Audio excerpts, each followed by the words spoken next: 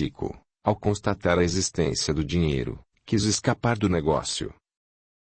Eu disse que venderia, para os garimpeiros e, não, para essa puta. Foi uma gritaria danada, insultos e palavrões de parte a parte. Doca tomou a palavra. Está bem seu berro, eu sou puta mesmo, igual a sua mãe, mas o negócio aqui é dinheiro e ele está aqui. Se você for o homem que diz, não vai engolir a palavra, vem apanhar a grana e está tudo acabado, ninguém vai recuar e ceder nada para você. Paulo aproximou-se do fazendeiro procurando-o convencê-lo. Chico, vamos acabar com isso, pago o preço justo ou pego o dinheiro. Não há outra alternativa. Está bem, eu pago o que vocês querem e fico com os diamantes. Foi um sururu danado, um fala-fala sem fim. A disputa terminou com a compra das pedras pelo preço avaliado. O fazendeiro sentiu-se vencido e ferido em seu orgulho, debitando tudo ao agrimensor e a Doca, passando a alimentar um azedo rancor pelos dois. Chico Berro juntou avidamente as pedras, pagou o preço, aproximou-se do agrimensor e da Doca e rosnou. Vocês me pagam, seus desgraçados. Doca respondeu na bucha. Nada te devo, você é que tem a pagar ao doutor, pelo serviço dele. Eu não pago nada, quem vende é quem paga. Os garimpeiros ouviram e, como o pacto foi público, começaram a gritar, paga, paga, paga. Paulo, novamente pediu silêncio e falou. Ninguém me deve nada. Chico e seus capangas saíram apressados, como a se livrarem de uma armadilha. Os garimpeiros, obedecendo ao comando de Doca, se cotizaram e ofereceram uma polpuda paga ao agrimensor, que mesmo relutando a recebeu. A dona da pensão tomou o agrimensor pelo braço, arrastando para os fundos da casa. Doutor Paulo, você é um besta, a gente tira do poço o que ele tem. Do couro se tira correia, do pau se tira lasca, do amor se tira amor e do dinheiro se tira dinheiro. Você para viver, não pode ser diferente dos outros, tem que garimpar a grana e guardar, senão vai pastar no fim da vida. Você tem razão, Doca, mas eu não sei ser diferente. Agora me explique como você pode juntar tanto dinheiro? É fruto do trabalho? Doutor, se trabalho desse dinheiro, quebrador de pedra e boi de carro eram milionários. O que dá dinheiro, para quem sabe explorar, é mulher da vida, jogo e o próprio dinheiro. Por isso, explorador de bordel, explorador de jogo e emprestador de dinheiro, ficam ricos de dinheiro. Por que você diz rico de dinheiro? Porque existem outras riquezas, como a saúde, o saber e o amor. Então por que você se mata só pelo dinheiro? Não, doutor, eu não me mato só pelo dinheiro. Enquanto eu junto dinheiro, pela forma que ele vem fácil, eu procuro a saúde, a amizade e o amor. Doca, você explora as mulheres lá no cabaré, isso é correto? Não fui eu quem jogou aquelas meninas na vida. Eu ganho com elas, mas dou o alimento que elas não tinham, dou remédio e o que elas ganham eu guardo para que elas tenham alguma coisa para recomeçar a vida. Veja isso aqui. A Doca abria um armário improvisado com tábuas rústicas, onde guardava várias sacolas de lona. Olhe bem, cada sacola pertence a uma das mulheres e guardam o dinheiro e diamantes que ganharem, para que elas possam refazer a vida. Nenhuma delas tem menos de 50 contos. Tem duas sacolas, estas amarelas que estão no fundo, que pertenciam a duas mulheres que morreram de maleta, que eu vou entregar às famílias delas, quando essa aventura acabar. Você não acha errado a vida dessas mulheres? Dos males o menor. De toda forma, elas seriam exploradas nesse mundo maluco que você conhece, ou seria o rufião, o patrão ou o marido. O marido também explora. Ele é o pior, pois escraviza a mulher. É raro o marido que trata a mulher como gente, companheira e amiga. Quase sempre ele a transforma em paredeira de filhos que não cuida, cozinheira e lavadeira. E ele, o marido, na rua, no boteco, na gandaia. Quando chega em casa, bêbado, enfarado de sexo, desce o pau na coitada que está lá esperando o amor. Olhe, doutor, não tem jeito, na terra de sapo, de cócoras com eles. Veio um cafezinho, acompanhado de pamonha. O agrimensor deliciou-se, despediu-se e se foi para o seu barraco. Agasalhou-se na rede, fazendo-a balançar, ao compasso de seus pensamentos. Que mundo danado, contraditório, esquisito. Quanto mais vivia, mais se dava conta de que pouco vira e vivera.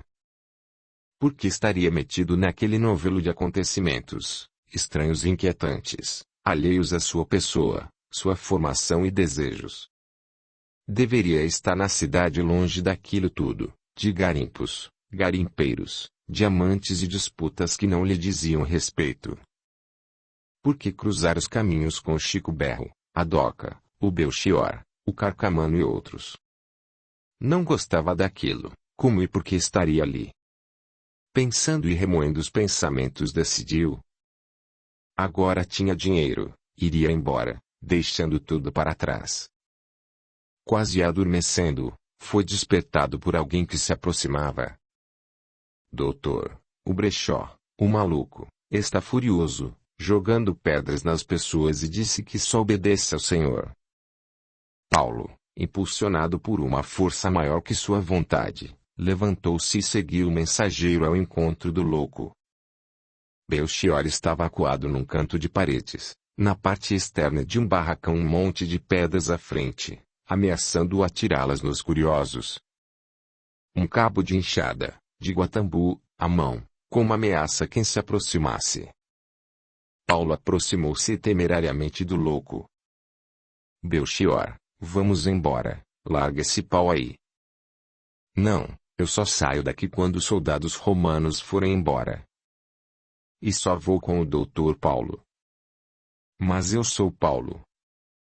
Não, você não é o Paulo, você é o feitor do Visconde, eu te conheço, você não me engana. Está bem, vamos comigo, lá você encontrará o Paulo. Então manda os soldados de Roma saírem daí. Paulo pediu aos curiosos do que se fossem, deixando-os só. Vamos agora. Agora eu vou, você é doutor Paulo. Por que você muda de roupa tão ligeiro? Depois eu explico, mas deixa esse pau aí e vamos comigo. Seguiram os dois, Belchior falando alto, rogando pragas a todo mundo, chorando aqui, cantando ali, numa mistura malucada de reações impossíveis de serem compreendidas. Chegaram ao alojamento do agrimensor.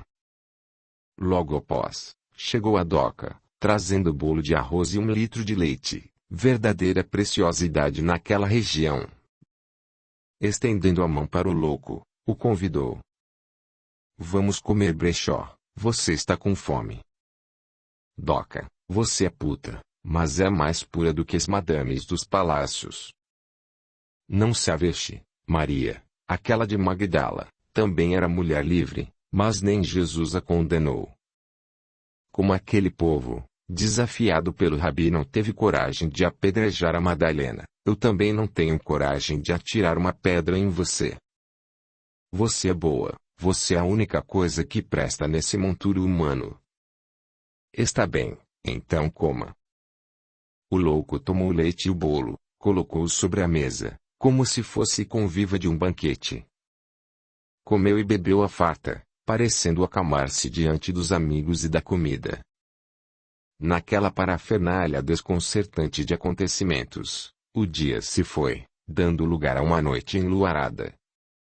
Belchior, agora um pouco mais calmo, falava sobre fatos, pessoas e coisas, de forma desconexa. A certa altura do falatório, afirmou: Paulo, eu só vou descansar quando encontrar Ana Teresa e a escrava Tuta. Quem são essas pessoas? Ah! Meu amigo, essa é uma história antiga que eu vou te contar um dia. Eu só sei que elas estão por aqui e eu vou encontrá-las. Doca convidou os amigos, que aceitaram, seguindo-a para a casa de Maria Fiandeira, mulher simples, que vivia nos arredores do garimpo, retirando o sustento da roda de fiar. Era conhecida como espírita, benzedeira, a quem muitos recorriam na hora de sofrimentos. O luar auxiliava, iluminando o caminho, que serpenteava entre catas ativas ou abandonadas, subindo e descendo montes de cascalho lavado ou por lavar. Os regos que alimentavam as batidas da água fluíam soltos como múltiplas vertentes de esperança, capazes de embalar os sonhos de riqueza e libertação dos garimpeiros. O grupo, formado pelo agrimensor, a Doca e Belchior, caminhava, como se impelido por uma força irresistível, perseguindo algo que desconheciam. Em dado momento, Belchior, que caminhava à frente, estacou de supino, voltou-se para os companheiros, indagando: quem é louco, eu que jogo pedras em quem me acusa, ou vocês que correm atrás de um maluco? Falou e caiu na gargalhada. Paulo, desperto pela observação de Belchior, pensou com seus botões: o Belchior tem razão, nós somos mais loucos do que ele. Qual o limite entre a loucura e a sanidade? O que vem a ser a sanidade ou a insanidade? Para início de conversa, eu mesmo não sei o que estou fazendo aqui. O agrimensor continuava suas reflexões, quando se viu diante de um ranchinho humilde, onde se percebia o clarão de uma chama broxuleante, tentando libertar-se das pedras de uma trempe. Era o casebre da Maria Fiandeira. Foram recebidos na porta pela dona da Palhoça, mulher morena, quase negra, cabelos lisos em coque, preso por uma presilha cravejada por pedras brilhantes, que reluziam de forma atrevida e assintosa, como se pretendessem destaque na escuridão e na pobreza da residência. Ela, sorrindo, deixando visível a arcada dentária marfinada, falou em tom suave e amistoso: entrem, meus amigos, eu já os aguardava. Vamos tomar um cafezinho quente que eu coei para vocês.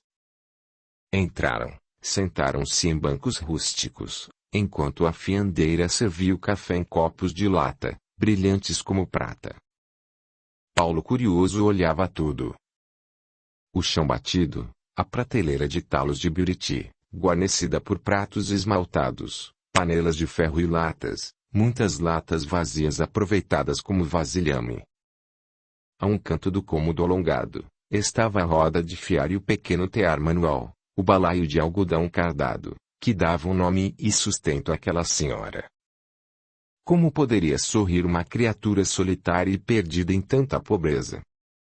O agrimensor perdia-se em reflexões. Doca, encorajada, falou: Maria, você disse que já nos aguardava. Quem te avisou anunciando a nossa vinda? Duas amigas que nunca me abandonam. E vocês, o que desejam? Nós trouxemos o Belchior. De vez em quando, ele fica excitado, perde as estribeiras e começa a fazer besteiras. Talvez você possa fazer alguma coisa, uma reza, um passe, um remédio, que o ajude. Depois de algum tempo e boa prosa, Maria colocou a todos em volta de uma mesa tosca, leu um trecho de um livro claramente espírita, fez uma prece, pedindo amparo do alto. Tomou feições novas e fala com entonação diferente. Falou muito, aconselhou outro tanto, colocou as mãos na cabeça de Belchior e ordenou a seres invisíveis para os circunstantes, que deixassem aquele homem em paz. Voltando-se para Doca, falou: minha irmã, põe um ponto final no que está fazendo aqui. Vendo o que for possível e vá embora recomeçar uma vida decente, cuidando de algo que possa edificar o teu espírito. Na cidade já se encontram companheiros teus, de outras vidas, iniciando o trabalho ao qual você deve se integrar. Que trabalho é esse? Vá, a própria vida te apontará o rumo. Voltando-se para o agrimensor, falou de forma incisiva: quanto a você, não perca tempo. Saia logo daqui, amanhã mesmo, para livrar-se da mão do ambicioso. Leve o Belchior e a Doca, complete a tarefa que iniciou com as irmãs Lívia e Tete e volte para a capital. Quem é você? Como conhece a existência daquelas moças? Olha, Paulo, você finge que não crê, mas continua com o pensamento preso no que descrê. Eu sou a Maria Rosa que você conheceu nesta existência pelas mãos de Arcana, lá na montanha, mãe de Lívia quem dás proteção. Na esteira do tempo já me vistes como Iclos, o hierofante Apolineu, na caminhada que fizeste com Milca, Naim, e Diva, não duvides, não perco o tempo, afogando a oportunidade na descrença. Paulo ouvia, sentindo o corpo gelar como se estivesse dentro de um bloco de gelo. Viu duas senhoras chegarem, colocando-se, cada uma, ao lado da fiandeira. O agrimensor atônito, percebeu que eram a velha Marta e a Madre Angélica. Quis falar, mas obedece o sinal de silêncio feito pela freira. A fiandeira concluiu. Paulo, as pessoas que você está vendo, recomendam que saia daqui amanhã, para livrar-se das mãos do Chico Berro. Aquela cerimônia esquisita terminou, Maria Fiandeira voltou ao normal e a conversa recomeçou assolada pela curiosidade do agrimensor. Maria, vale a pena viver tão solitária? Eu não sou solitária, meu ranchinho é muito visitado por amigos que me servem e oferecem oportunidade para que eu sirva. É muito gratificante ser útil. Pelo que vejo você vive com dificuldades, na cidade. Não seria menos sacrificante para você. Ninguém vive sem dificuldades, seja na roça ou na cidade. As dificuldades são as lições oferecidas pela escola da vida. Cada pessoa, em cada lugar em que se encontre, tem os seus problemas. Eu aqui tenho os meus, pelos quais agradeço a Deus a quem peço sabedoria para solucioná-los e perseverança para vencê-los. Audiolivro realizado pelo canal Surya Chand Audiobook. O agrimensor quedava-se boquiaberto com tanta sabedoria. Mesmo com tanta carência, você parece satisfeita. Eu não estou, apenas, satisfeita, eu sou feliz. Não me falta o necessário e nem estou sujeita ao peso do supérfluo. O que vem a ser a felicidade? Para mim, ser feliz é contentar-se com o ter e o ser atual, sem frear o labor pela melhora. Para isso, meu amigo, é imperioso que se dome o corcel da ambição e se cultive a virtude da paciência. Você não me parece uma fiandeira, tem palavras e sabedoria, de causar inveja a literatos e filósofos. De onde veio isso? Da escola da vida. O pássaro canoro, canta onde se encontre, na gaiola ou nas asas da liberdade. Assim, também, é o espírito, que se manifesta com o que tem e é, no lugar em que está. Não te esqueças que você tem um espírito, que tem e é, mas não está no lugar devido, urgindo que o faça, logo, tal como falou Maria Rosa, a mãe de Lívia. Vá embora, antes que a mão pesada do mal te impeça de fazê-lo. Maria, no meio de tanta pobreza, como você pode ostentar pedras tão brilhantes e raras, encravadas em simples presilha, adornando teus cabelos? Você olha e não vê a essência, só anota a forma. Eu não vivo em pobreza, pois não me falta nenhum valor essencial à vida. Vejo nas pedras, o brilho que a natureza lhes deu. Não sinto nelas o valor material que lhes atribui os olhos da cobiça. E se um malfeitor vier a te abordar para tomá-las?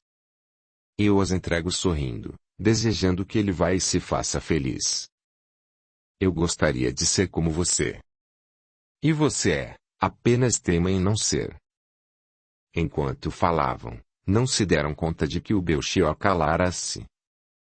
Ao procurá-lo, Paulo percebeu que ele dormia sobre fardo de algodão. Quis despertá-lo, a fiandeira o impediu de fazê-lo. Deixe-o dormindo, será bom para ele. Mas nós temos que ir. Deixe-o, ele dormirá até amanhã e sairá daqui refeito. Paulo convidou a amiga Doca, para retornarem, preparando-se para saírem. Maria, a fiandeira, retirou a presilha dos cabelos, entregou ao agrimensor e, mais, uma caixinha com algo dentro. Esta presilha, entrega a Lívia. Dentro desta caixa estão alguns diamantes que você deve usar para promover o retorno à capital. Como você adquiriu tudo isso? Os garimpeiros me presenteiam por pura bondade. Maria, estes diamantes são teus e você vai precisar deles para prover tua subsistência no futuro. As coisas só servem na proporção em que são utilizadas. Para mim elas são inertes, pois não posso utilizá-los, enquanto para você, serão muito úteis na cidade. Maria demonstrava saber, não sabemos por qual meio, que o agrimensor deveria voltar para iniciar o seu trabalho. O que ela não poderia perceber era que, aqueles diamantes seriam o vetor do reacender da ambição, aparentemente sufocada no recesso de sua alma. Seria, em verdade, a grande prova para aquele espírito recalcitrante e teimoso. Paulo agradeceu, retomando o caminho de volta, com a amiga Doca.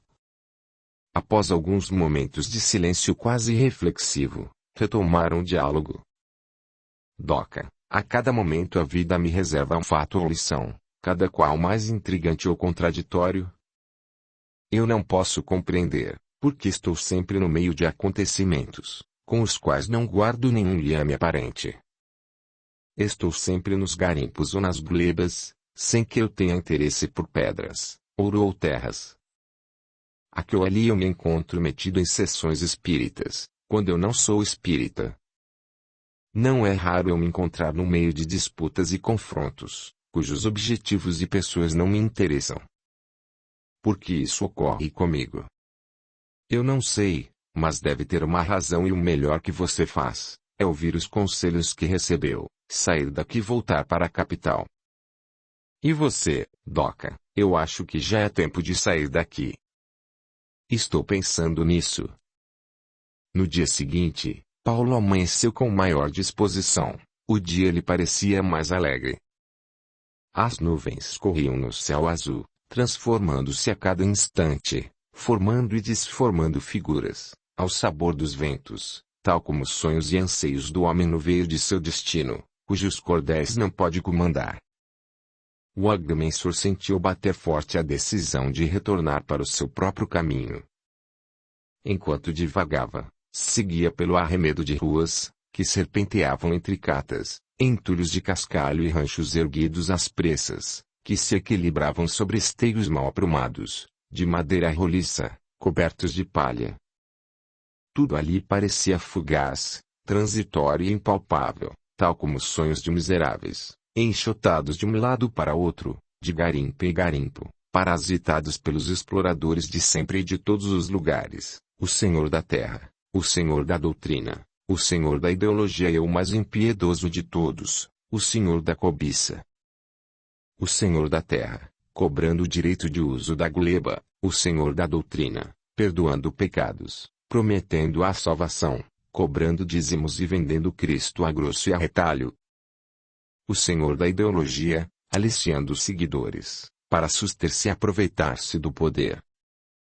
E, por fim, o Senhor da cobiça, sorrindo, procurando, envolvendo a todos para levá-los como presas ao sacrifício, no altar do lucro. E o agrimensor pensando, contornando buracos, regos d'água, contemplando a massa escrava, removendo o cascalho para a batida d'água ou para a bateia, na esperança do bem burro. O garimpeiro é um escravo da esperança e do sonho. Trabalha como um boi de carro, para que outros lucrem, chora para que outros se alegrem, esvai-se nas carências para que os espertos se refestelem na fartura malandra e perdulária. Tudo aquilo corroborava para que o jovem cimentasse sua decisão. Enquanto andava, ouvi um burburinho, que se alastrava num ajuntamento de garimpeiros. Alguém informou aos brados. É o Zé Baiano. O que aconteceu com ele? Foi morto na tocaia. Todo mundo tá falando que foi ao mando do Chico Berro. Dali em diante, a notícia alastrou-se como fogo em palha seca. Os comentários eram acrescidos e coloridos pela imaginação de cada um que o passava à frente. Os garimpeiros, visivelmente assolados pelo desejo de vingar o companheiro, decidiram avançar sobre o rancho do fazendeiro, prometendo uma tragédia. À frente do grupo vingador ia um garimpeiro forte, queimado pelo sol, falastrão e metido a valente, conhecido por Traíra. Ele gritava e a turba o seguia. Vamos acabar com esse fazendeiro metido a garimpeiro. Pau nele! Respondiam em coro. Chico Berro, rodeado por alguns jagunços e poucos garimpeiros que o seguiam, estava encurralado no galpão, enquanto a multidão o cercava. Sai para morrer, seu desgraçado, senão vamos botar fogo em tudo. Naquele momento, Doca, a pensionista e dona do cabaré, chegou e se juntou ao agrimensor, puxando pelo braço, no que era seguida por Maria Edéia, a prostituta mais bonita e disputada pelos garimpeiros.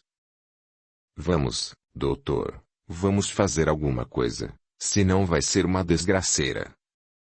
Sem pensar, os três romperam a massa humana em que se comprimia diante do barracão do fazendeiro, colocando-se na porta de entrada. Doc e Maria Edéia subiram nas grades que serviam à guisa de muro, levantaram os braços pedindo calma. Maria Edéia, desembaraçada e bem falante, tomou a palavra. Meus amigos, eu peço calma, não é matando que vamos resolver a questão. Todo mundo sabe que morte puxa morte. Mas ele matou nosso companheiro. Gritou o Traíra. Ninguém viu, ninguém tem provas de que foi ele mesmo. Só ele tinha interesse em matar o Zé Baiano, pois ele o impedia de tomar todo o manchão. Se nós o matarmos, nem ele, nem nós vamos ficar com o garimpo. Vamos descobrir quem matou e entregá-lo à justiça, mas vamos ficar com a banda de cá do garimpo, pois ela é nossa. Nós chegamos primeiro, o Chico Berro, fica com o lado de lá, se quiser. Agora, meus amigos, tem uma coisa, nunca mais ele vai entrar no cabaré. Os garimpeiros, com a perspectiva de tomarem para si a melhor parte do garimpo e de punirem o Chico Berro com a proibição de frequentar o lugar mais importante do lugarejo, tomaram o partido da loquaz articulista. Muito bem, a Déia tem razão, ninguém sabe se foi ele quem mandou matar e, depois, vamos tirá-lo de nossa banda. Mas quem garante que ele vai cumprir? A nossa força, se ele meter a cara, nós vamos botar pra quebrar. Traíra, o que liderava os garimpeiros, gritou, impondo o que pensava. Ele tem que nos garantir que deixará os trabalhadores do lado de cá em paz. Déia falou um pouco mais, pediu calma e um pouco de tempo, convidou o agrimensor e entraram no galpão ao encontro do Chico Berro. O fazendeiro estava visivelmente nervoso, nos limites da explosão. Paulo aproximou-se dele, falando em tom conciliador. Chico, não importa se foi você ou não, quem mandou matar o Zé Baiano, o certo é que, para acalmar os garimpeiros, você deve sair lá fora e prometer que não vai perturbar quem está na margem direita do Ribeirão. Mas o manchão é todo meu. Olha, Chico, morto não possui nada. É melhor você ficar vivo com a metade, do que morrer querendo tudo. E quem vai me garantir que esses pestes não vão atravessar o córrego? O cabo, que estava ali com 3 ou 4 soldados, vestiu-se de valente e falou. Eu, seu Chico, eu garanto. Chico Berro olhou para ele, chispando raiva pelos olhos. Você é um mole, não garante nada. Se você fosse autoridade não deixaria esses moleques cercando minha casa. O cabo levantou-se, fuzilou os olhos no fazendeiro quase aos gritos. Se eu fosse frouxo, não estaria aqui, com 4 homens, arriscando minha vida, para defender fazendeiro ladrão. Se você disser mais uma palavra, eu vou levar você preso, amarrado e entregue aos garimpeiros. O fazendeiro acuado, percebeu que estava entre dois fogos, mudando completamente de atitude. Cabo, eu estou caçoando com você, eu sou teu amigo e vou pedir tua promoção a sargento, por ato de bravura. O cabo abriu o bigode e a barbaça, num sorriso denunciador de vitória. O fazendeiro continuou. Pode garantir por mim aos garimpeiros que eu aceito o acordo, mas com uma condição. Eu deixo o lado de cá livre só para eles, mas eles não pisam do lado de lá. E tem mais, eu não deixo de frequentar o cabaré. Paulo comunicou a proposta do Chico Berro. Acordo aceito. A turba foi se dispersando, voltando todos às suas cartas, aos seus afazeres. Déia retornou vitoriosa ao cabaré, consolidando a condição de prima-dona do garimpo. Doca foi para sua pensão, tida a vida por voz mais influente daquele amontoado de gente. Paulo foi para o seu rancho, agora completamente decidido a deixar aquela vida, para retornar aos seus estudos. Caminhava perdido em pensamentos, quando percebeu que alguém caminhava ao seu lado. Era Belchior, o louco. Ora Belchior, é você? Como passou a noite? Doutor, eu dormi como se fora uma pedra. Acordei refeito e bem disposto. Sonhei com o senhor metido nessa confusão e com a tia Marta o tirando de lá. Sonhei também com Ana Teresa, uma moça que povoa meus sonhos, que se apresentava, agora, paralítica, conduzida numa cadeira de rodas por um menino. O curioso é que esse menino, a Ana Teresa, outra moça chamada Roselina, aparecem comigo, junto a uma jaula onde está presa uma bela escrava que atende pelo nome de Tuta. Quando este sonho se repete e eu passo a ver as mesmas cenas durante o dia, mergulho numa escuridão mental, da qual desperto sempre amarrado ou preso em algum lugar, sob os olhares e deboche do povo. Eu gosto do sonho, das personagens do mesmo, mas temo pelo despertar. Hoje, foi a primeira vez que despertei alegre, refeito e bem disposto. Mas, já acordei no meio da confusão que você estava metido. Foi a tia Marta que te arrancou de lá. Que tia Marta? Eu não a vi lá. Paulo entendeu e calou-se. Deveria ser mais uma para as suas dúvidas. Chegaram no rancho. Paulo sentou-se em um banco e pediu um café ao cozinheiro. Belchior sentou-se ao seu lado e destrambelhou a língua. Como é, doutor? Sou eu ou vocês que são loucos? Alguém morre, a turba se agita para vingar. A dona do bordel e a prostituta mais bonita do elenco intermediam com acordo econômico. A justiça se faz, estabelecendo a paz. Os despojos são partilhados, a disputa termina. A prostituta se erege em mediadora, pacificadora, fazendo prevalecer a primazia do sexo sobre o poder da força e da razão. O morto foi esquecido, pois defuntos não pleiteiam, não reivindicam. Quem é louco, é o mundo que se comporta assim. Eu acho, Belchior, que cada um é louco ao seu modo. Vale o adágio que diz: de santo, demônio louco, todo mundo tem um pouco. É verdade. Mas além disso eu acho que o conceito de loucura está atrelado à ignorância das múltiplas facetas da vida. Eu vejo que outros não veem, percebo a existência de um mundo interpenetrante com o cenário que vocês percebem. Qual o verdadeiro, qual o falso? Onde está o ponto de equilíbrio? O que é ser louco? Quem é louco? Certamente o louco, é o outro. Pensando bem, você tem alguma razão, mas é imperioso que vivamos afinados com o meio em que vivemos, para sermos tidos por normais. Mas eu vivo na linha limítrofe entre dois mundos. Você pode crer e eu afirmo porque vejo que existe um universo paralelo a esse. Todos os valores e figuras são correspondentes e interativos, nos dois universos.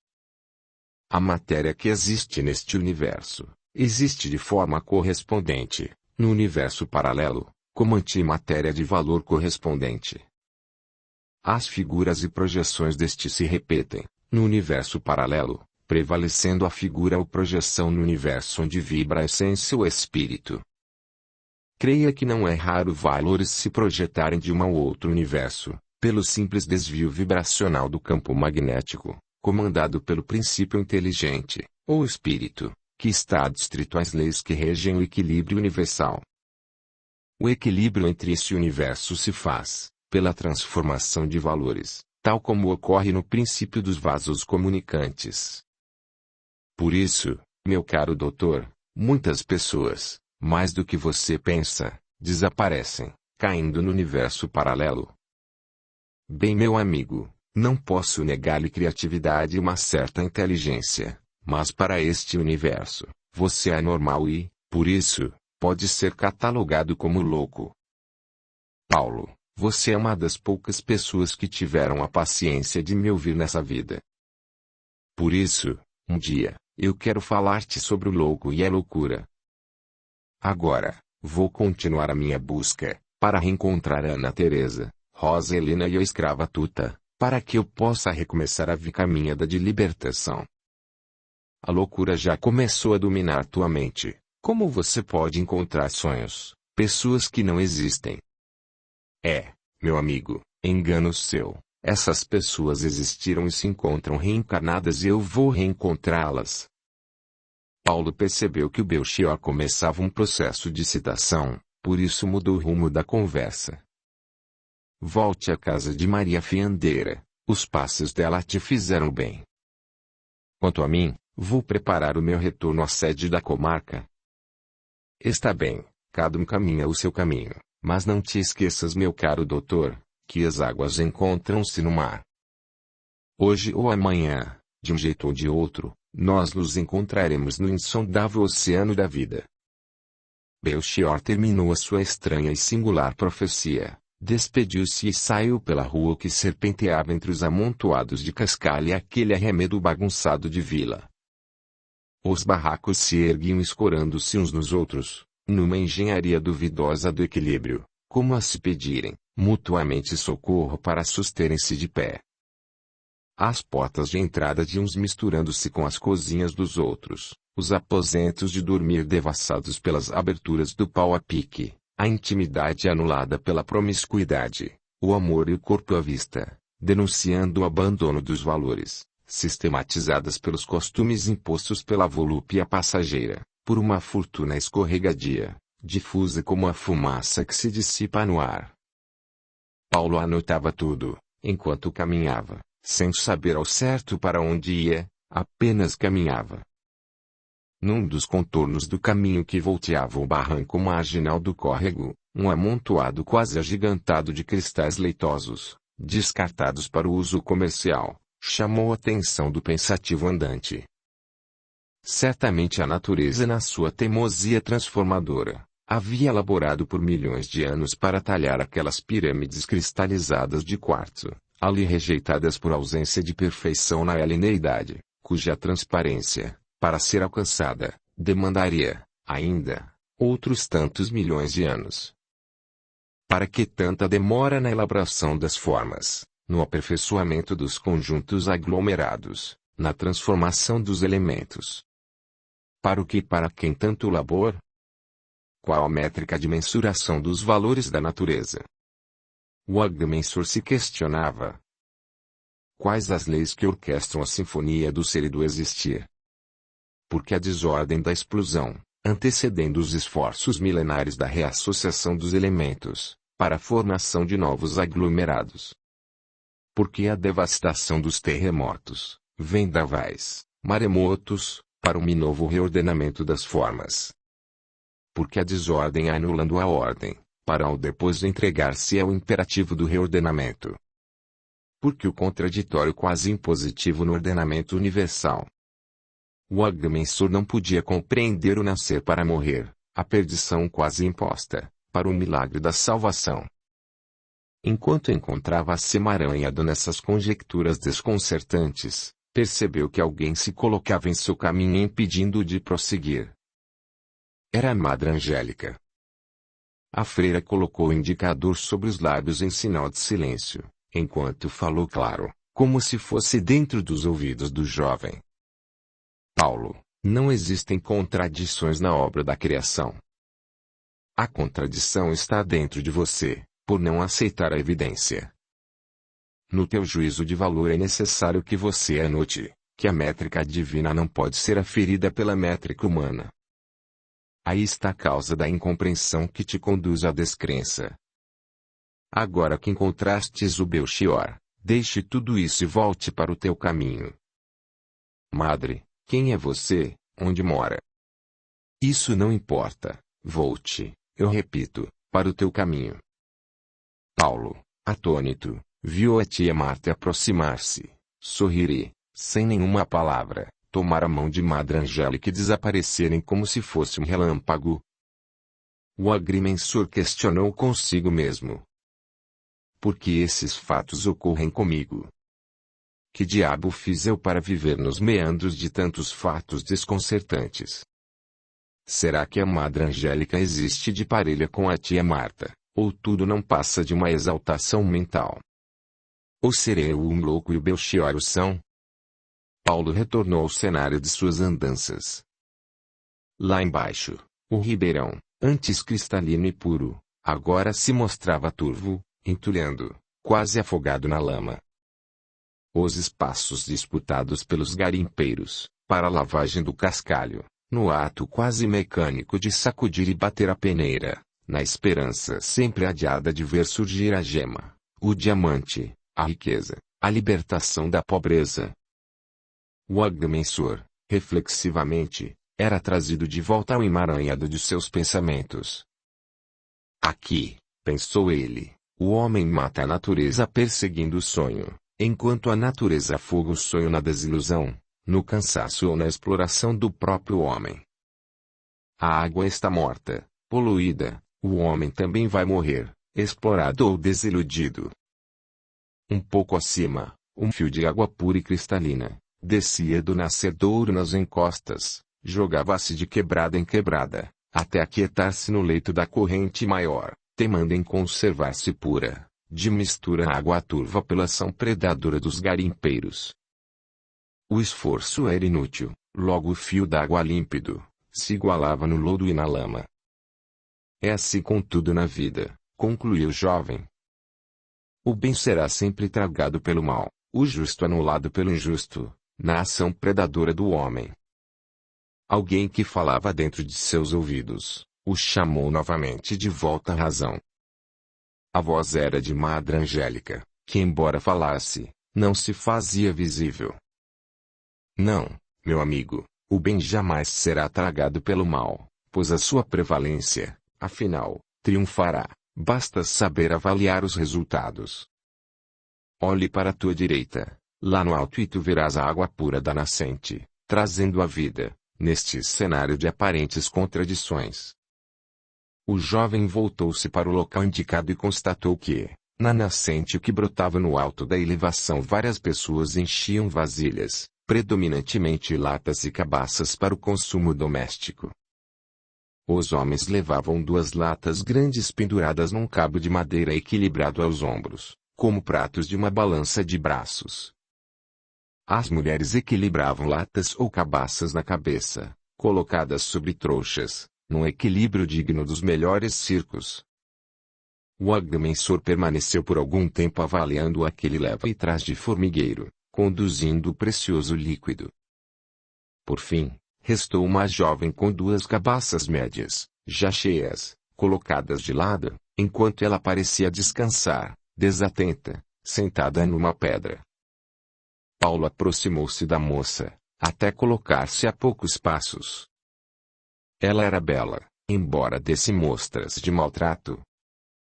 Os cabelos castanhos, trançados, enfeitados por uma presilha barata, saia de chita, presa por um nó à meia coxa, blusa de cetim branco, decotada, deixando bem à vista o atrevimento dos seios, que teimavam em se pôr à mostra. O cenário a tornava mais bela e atraente.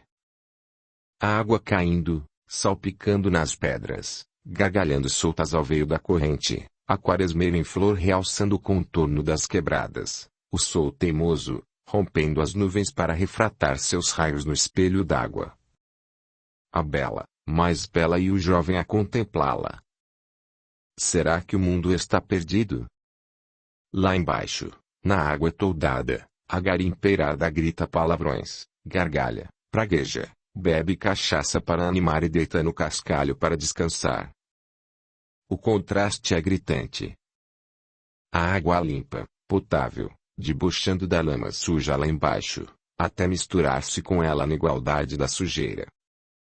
A menina moça sonhando pura, lá no alto, afrontada pela massa humana brutalizada pela ambição, igualada na ilusão da riqueza fácil. O agrimensor, a tudo mensurando, se perguntava, valerá a pena a beleza do lírio alçando-se sobre as emanações do charco? Quando a haste do lírio o levar, após o frescor da manhã, a curvar-se sobre a lama, perdendo a brancura e o aroma, tisnado pelo lodo, ainda valeria a pena haver existido. Se na vida e na morte, tudo é levado ao nada, vale a pena viver. Diante da torrente límpida e do charco, da flor e da lama, da donzela e dos abutres humanos, os contrastes levaram o jovem aturdido a relembrar o Tito da viola, sorrindo e cantando, acolitado pela família multicolorida por 3 mulheres, todas acordes e felizes e pela filharada de origem polimaternal, quando ensinava cantando. Enquanto houver uma flor, uma viola, um bem-querer, um sorriso de mulher, vale a pena o meu viver. Enquanto houver uma flor, na haste balançando. Enquanto existir a mulher, sorrindo, alegre, gingando, disfarçando o meu sofrer.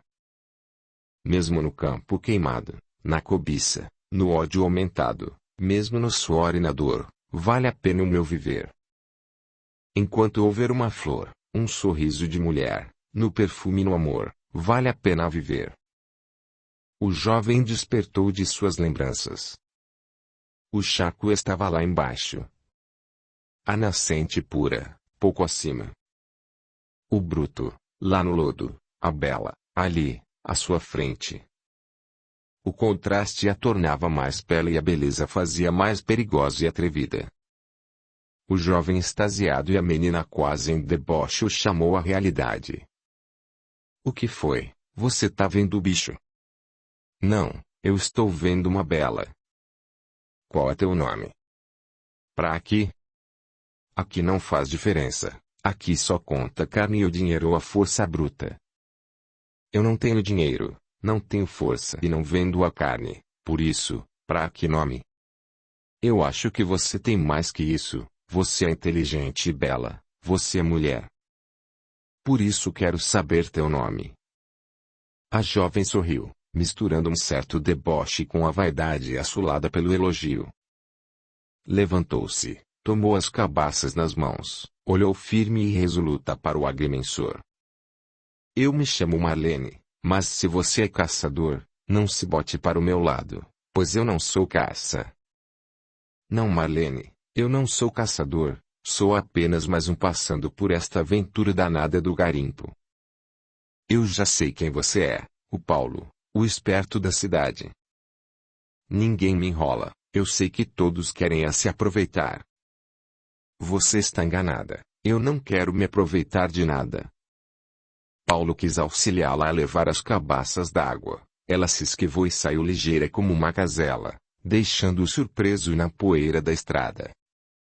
Aquela jovem bela e esquiva, não se desfez mais da imaginação do agrimensor, que inutilmente a procurou no povoado por alguns dias. A rápida visão, o desprezo e a fuga inexplicável, fizeram acender a imaginação do agrimensor, que passou a vê-la em sonhos fugazes. Os caminhos da vida vieram a trazer aquela moça, já mulher, aos olhos do jovem, também já maduro, em momentos que se desenrolaram no futuro, marcando sua vida e seu destino. Paulo preparava-se para o retorno à sede da comarca, depois de terminado o seu trabalho. Maria Déia veio procurá-lo na pensão da Doca. Déia, como era conhecida, era a mulher mais bonita e disputada do cabaré explorado por Doca, a dona da pensão, que enriquecia explorando a barriga e o sexo.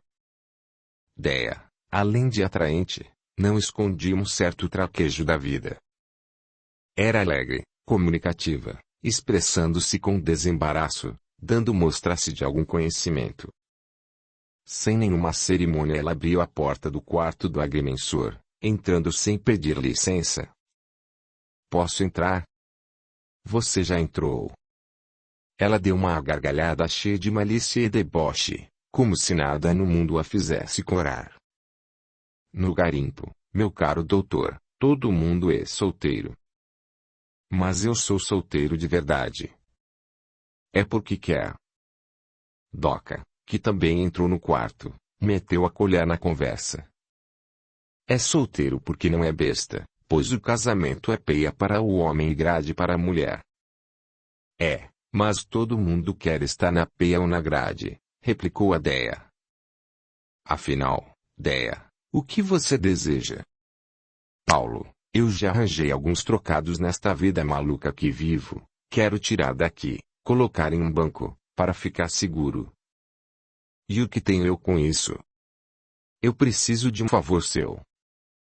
Peço que leve esse dinheiro e deposite onde você achar melhor, até eu decidir a sair daqui. A mulher abriu uma sacola grande, estufada de notas graúdas. Aqui estão 225 contos. Você está doida, mulher, eu não vou sair por aí, a cavalo, conduzindo tanto dinheiro dos outros. Doca, a dona da pensão, por sua vez, colocou na mesa outra sacola, ainda maior, desafiando o agrimensor. E vai levar a minha, também, para fazer a mesma coisa. Vocês estão doidas, eu não vou meter a mão nessa cumbuca. Tirem essas sacolas daqui, se eu puder ser útil de outra forma, estou às ordens. Doca voltou à carga. Doutor, você não pode nos deixar sem amparo. Todos aqui sabem que guardamos muito dinheiro, o que é perigoso para nós. Aqui não existe uma pessoa confiável capaz de nos prestar esse favor. Vocês não me conhecem direito. Eu sei quem você é, a TT já me contou o que você está fazendo com ela, a Lívia e outras pessoas.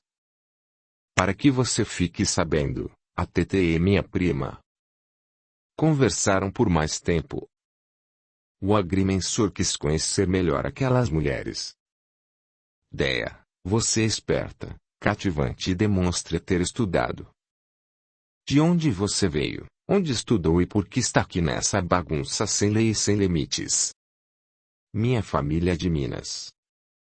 Estudei em colégio de freiras, chegando ao diploma do clássico. Meu pai faleceu, a vida rodou e eu tive que trabalhar.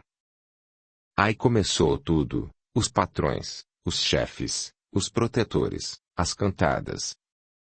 Se fosse para a cama, havia emprego, se não fosse, tomava o olho da rua. Quanto mais engravatado o chefe, quanto mais importante o patrão, mais salafrário ele é. Quer tudo na surdina, no silêncio, o escândalo poderia destruí-lo. No fim da história, o emprego tem o ônus da cama sem amor, e a certeza do desprezo, tão logo apareça outra candidata, de preferência virgem. No meio dessa desgraça toda, entre ser puta por nada e ser prostituta por dinheiro, eu optei pelo dinheiro e deu certo. O dinheiro está aqui, o que falta é saber segurá-lo. Isto é o que estou pedindo. E o amor, Dea, você nunca pensou num companheiro para repartir a vida? Já, doutor, mas a vida me ensinou que não existe paz com a barriga vazia e que ninguém enche estômago com necessidade. Aprendi, também, na dureza da vida, que o amor é transitório, só perdura enquanto existe o vício da carne e o conforto do dinheiro, o resto do tempo dá e tira. Eu tenho agora, o dinheiro e o vício das formas, só me resta confiar no tempo. Olha, você é dura demais, só pensa no imediato, esquecendo-se de que a felicidade deve fluir do âmago de cada um e, não, ser absorvida de fora. Você pode ter beleza e dinheiro e ser extremamente infeliz e, Por outro lado, pode ser feliz e viver em paz sem nada disso. A TT, tua prima, é um bom exemplo do que digo. Você é um sonhador, não aprende as lições da vida. A beleza, a natureza dá aos poucos para depois tomar de uma vez na exaustão da velhice, com os juros da doença, sem nos pedir permissão. Já o dinheiro, só nos deixa com a nossa permissão, ele não se vai por si só. O que a beleza trai, é transitório como ela, desaparece na proporção que ela esmaece, sem depender de tua vontade. Já o valor que o dinheiro compra permanece porque é dependente dele. Quer dizer que você acha que o dinheiro compra o amor? A vida diz que sim. Se você quiser sonhar com o amor, continue a viver nas nuvens, mas a crueza dos exemplos da vida ensinam que o amor não resiste ao martelar da miséria. Eu acho que você é vítima da ausência do amor. Quando ele bater na sua porta, você vai jogar tudo para cima e mergulhar de cabeça nos anseios do coração. Mulher foi, é e será sempre assim, ou dá ou bate. Voltando-se para Doca, que ouvia tudo em silêncio, interpelou. O que você acha disso? Parece duro, mas a vida diz que a Déia tem razão. Eu prefiro fazer do dinheiro o alicerce e ter o amor como acessório, porque nunca vou chorar desilusão. Quem dá tudo pelo amor, certamente ficará na esquina da vida, sem amor e sem andor. O amor vai embora com a beleza, enquanto o dinheiro compra a beleza e a companhia. Doca calou-se, pensou um pouco e recomeçou. Vamos ao que interessa. Você vai tirar nosso dinheiro dessa fogueira e depositá-lo em um banco ou guardá-lo em um cofre. Para não levá-lo na comitiva, em dias de viagem, vamos pagar o avião para levá-lo. Ficou tudo ajustado. O agrimensor levaria o dinheiro até a cidade mais próxima da sede da comarca, onde havia agência bancária, faria o depósito e devolveria o comprovante pelo mesmo piloto.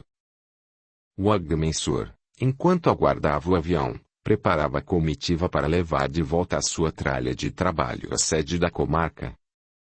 O garimpo fervia no alocado vai e vem das pessoas, na agitação provocada pela busca do desconhecido. Gente que chegava impulsionada por sonhos e esperanças, e gente que saía, libertando-se de ilusões estioladas pelo insucesso. Todos tinham uma história, de grandeza no bamburro, ou de fracasso no atoleiro da Cata ou no calor da malária. Uns chegavam ricos, esperançosos, a cavalo e, ao fim, regressavam a pé para suas terras, enquanto outros chegavam a pé e regressavam de teco-teco. E a vida, é o destino de quem se aventura no garimpo. Só o carcamano, o turco da esquina, o coletor de impostos, o capangueiro e a dona do bordel, não fracassam, saem sempre ganhando. O agrimensor queria comprar algumas redes e cortes de panos tecidos no tear manual, para levar como curiosidades e presentear amigos na capital. Doca apontou a casa de Fortunata, uma tecelã, em cujas terras herdadas de ancestrais, florescia o garimpo.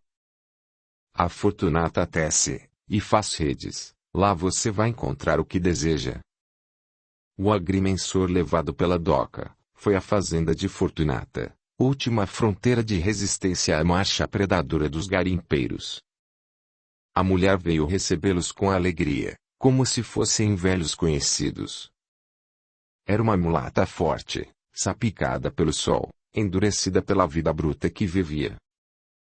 A moradia era composta de 2 ranchões cobertos com palhas, separados por um terceiro que servia como sala, cozinha, depósito, onde se misturavam galinhas, patos, porcos e cachorros, numa disputa ferrenha por migalhas e rejeitos das panelas. Era um visual danado, diferente, colorido pelos contrastes. Bom dia, Fortunata, este é o Dr. Paulo. Bom dia, vamos entrar. Então o senhor aqui é o Dr. Medidor de Terra? Já ouvi falar do senhor. Foi bom vir até aqui, eu preciso falar com gente letrada. O agrimensor sentou-se num banco armado sobre forquilhas fincadas no chão. Na parede, cabaças, balaios e cestas penduradas davam mostras do vasilhame, tudo feito ali mesmo. A mulher falou de seus bisavós, das heranças, das terras transmitidas de pais a filhos, por gerações seguidas, sem a providência legal dos inventários. Tudo era fruto respeitado da tradição. Agora, reclamava ela, surge um tal de Chico Berro, com papel na mão e diz que é herdeiro de seu avô. Doutor, onde o Chico arranjou esse papel? Meu pai já morreu, meus irmãos também, eu não assinei nada, quem deu-lhe esse direito? Fortunata, é preciso olhar nos cartórios para saber o que aconteceu. Então olha para mim, Ansé sabe ler. Você é casada? É preciso procuração do marido e da esposa. Ah! Eu tenho 2 maridos, um casado no padre, e outro casado no juiz. Preciso dos 2. Só precisa da assinatura do que é casada no civil. Ele mora longe? Doutor, o senhor não entendeu, eu sou casada com o Joca e com o Mané, um na lei de Deus e outro na lei dos homens. O Joca mora nesse lado de cá, e o Mané no lado de lá. Todos nesse ranchão. Tudo aqui. Você tá doida, Fortunata? Como é que pode juntar 2 maridos na mesma casa? Uai, doutor, os homens não faz isso. Pro que diabo a mulher não pode fazer? E na cama, quem é que manda? Aqui eu mando em tudo. E como é que você faz para repartir o amor? Eu pego o que tá mais descansado do serviço. Quando eu tô azoretado de boi, eu boto os 2 na espera. E eles não reclamam, não acham ruim? Quem achar ruim dá no pé. Eles estão quietos é porque estão gostando. Você acha isso correto? O que é correto neste mundo? O Chico Berro que toma herança, o Turcão que furta no peso, o governo que só aparece para cobrar imposto, ou o delegado que bate, e toma o que você tem. E religião, você não tem. Sei lá, doutor. O padre só aparece na festa do santo, batiza, casa, reza a missa, cobra, recebe e se dana no mundo. O pastor crente, canta, também cobra e ainda ameaça com o tal de inferno. E Deus? Eu não sei, mas acredito nele, mas ela nunca falou com ninguém. Então o que você acha que é errado ou certo? Para mim, certo é você fazer o que gosta, errado é prejudicar os outros. Fortunata, só tem uma coisinha que você não me explicou. O que você gosta, pode prejudicar os outros. E daí? Doutor, é aí que tá o nó, para ter paz, você tem que saber cercar o que você gosta, para não prejudicar os outros. Você não cerca tua vaca para ela não entrar na roça do vizinho. Assim, também você deve botar cabresto no que gosta, para não dar prejuízo aos outros. Só assim você vai ser feliz. O agrimensor estava boquiaberto com o tamanho da lição, no veio da aparente ignorância da roceira. Doca ria, deliciando-se com o espanto do amigo. De toda a lição recebida, o agrimensor aprendera, em síntese, que o certo é viver como nos agrade, sem prejudicar o nosso semelhante. Paulo, enquanto caminhava de volta, percebeu que a melhor e maior escola é a própria vida, para os que sabem ler e sentir os seus ensinamentos. Doca, você sabia que a Fortunata era assim? Sabia, só queria que você também aprendesse que existem grandes lições nas coisas simples, que o orgulho do homem os leva a desprezar. Meu amigo, quem vê o corpo não vê o espírito, quem vê a cabeça não vê a inteligência. Chega, Doca, por hoje chega. Pouco mais chegaram à pensão, com as redes e as lições. Audiolivro realizado pelo canal Surya Chand Audiobook. Um barulho danado chamou a atenção do agrimensor. Foguetes, tiros e gritaria. O que seria? Doca, que preparava o almoço, veio pronta, olhou e informou. Alguém deve ter feito um bem burro de verdade. A notícia correu célere como um rastilho de pólvora. Um novo manchão havia sido encontrado nas frentes de garimpagem do Chico Berro, onde os garimpeiros encontraram farto veio de diamantes, graúdos e de boa qualidade.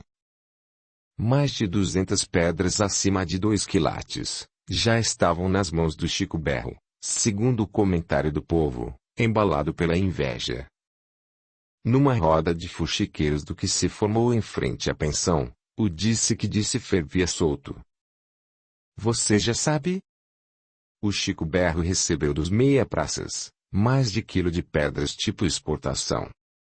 É assim mesmo, diamante só corre atrás de gente ruim. É não, meu filho, o negócio é que água pequena corre para água maior. É sempre assim, dinheiro puxa dinheiro, poder puxa poder e conversa puxa conversa, cada qual com seu igual.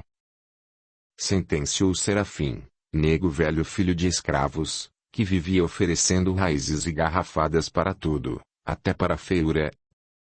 No barracão do Chico Berro a alegria era total. Falavam mundos e fundos da produção do dia. Era 1 quilo, 2, 10, já se falando em arrobas de pedras puras, onde não faltava a existência de uma pedra gigantesca do tamanho de um ovo de pata. Quanto mais falavam, mais aumentavam. Eu quero ver aí na hora da partilha, o garimpeiro bobo de um lado e o berro esperto, do outro. O Chico fica com o que é bom e os garimpeiros vão ficar chupando o dedo. O pior é que esta é a ração da Fortunata e seus parentes. Não, o Chico Berro comprou dos herdeiros, eu vi os papéis. Comprou nada, os papéis foram feitos pelo Aníbal do cartório.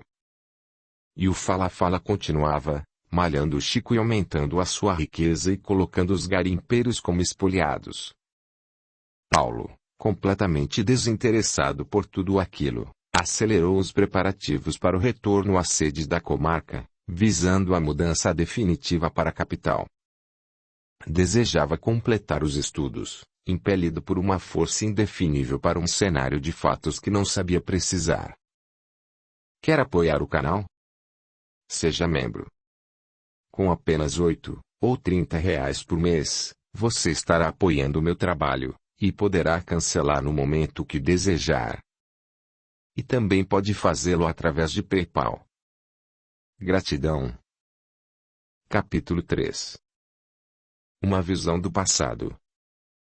O agrimensor de retorno à sede da comarca, ultimava seus compromissos, alimentando o desejo ardente de mudar-se para a capital. Dispunha de recursos suficientes em dinheiro vivo e diamantes, para iniciar uma vida nova. Só lhe faltava providenciar a segurança de Lívia e suas companheiras, bem como do menino Teco. Após a viagem de retorno, a noite mal dormida, o dia amanheceu como sempre. Os raios do sol pareciam mais dourados, ressaltando a torre da igrejinha, onde os pássaros disputavam lugar, numa mistura de pios e gorjeios do que se combinavam numa sinfonia composta pela natureza. Ao fundo, a formação serrana parecia impor limites ao horizonte desconhecido, com a beleza agressiva da montanha, seus recortes e regatos lançando-se do alto, pulverizando-se no vazio, para reencontrarem-se na firmeza do leito pétreo. Tudo era belo, visto de longe, o azul, o verde e a espuma branca, o alto, o baixo, o distante e o próximo, numa inexplicável harmonia de contrastes. É sempre assim, ruminava o jovem, o belo resulta do confronto contraditório com o feio, o próximo com o distante, o bem com o mal. Parece que os contrários se afirmam. O agrimensor caminhava pensativo, dirigindo-se à casa de Lívia. Foi grande a alegria de Lívia e Tetê, com o retorno do agrimensor. Tudo estava em ordem, casa limpa, quintal zelado, despensa abastecida, dando a impressão de que não fizera falta ali. Lívia bem disposta em sua cadeira de rodas, lia, amando Teco, deixava transparecer alguma melhora. Tetê parecia exultante, entregue as tarefas da casa. No quintal, além dos patos e galinhas bem tratados, vicejava uma horta farta e bem cuidada. Tudo era bem limpo, ordenado e meticulosamente bem cuidado. Pelo que vejo, minha ausência fez muito bem à casa e a vocês, comentou Paulo, completando: onde está o Teco? Hoje é sábado, não há aulas e ele aproveita para pescar e armar arapucas nas capoeiras. Nunca vem de mãos abanando, sempre traz consigo peixes, jaós, jacus e outras aves silvestres que apanha nas armadilhas, provendo alimentos para a semana toda. É um menino extraordinário esse Teco, nos dá a impressão de ser um homem feito, tal o seu senso de responsabilidade.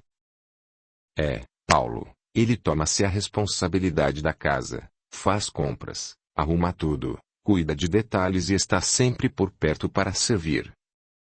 Para mim é mais que um homem, é um amigo e protetor perfeito, asseverou TT. Lívia, que acompanhava a conversa, não perdeu a oportunidade para tecer elogios ao menino. O que impressiona no Teco é o senso de responsabilidade e a alegria que deixa transparecer. Está sempre assobiando ou cantarolando uma canção. Para mim é uma dádiva ter o privilégio de conviver com o Teco. As atenções agora estavam voltadas para Lia, que dava mostras evidentes de recuperação física. Estava mais corada e movimentava-se com mais facilidade na cama, chegando, mesmo, a sentar-se sozinha. O que está acontecendo com a Lia, para que ela alcance tanta melhora?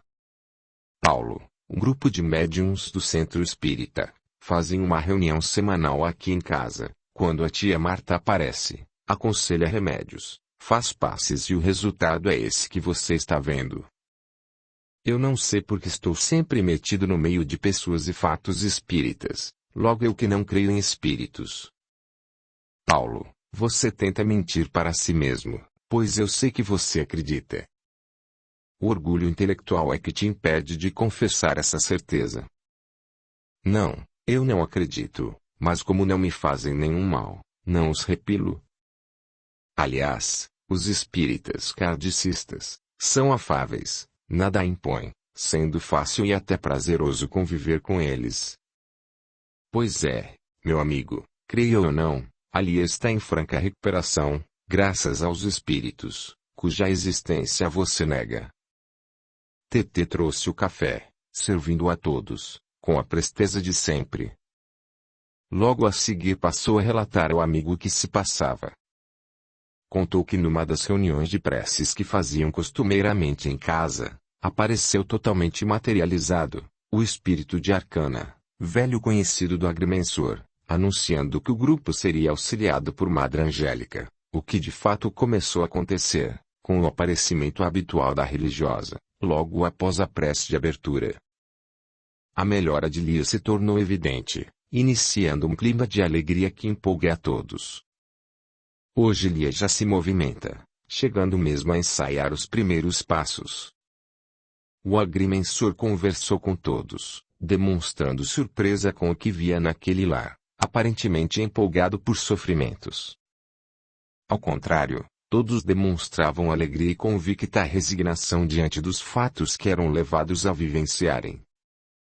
Lívia, questionou o moço, eu admiro a resignação dos espíritas.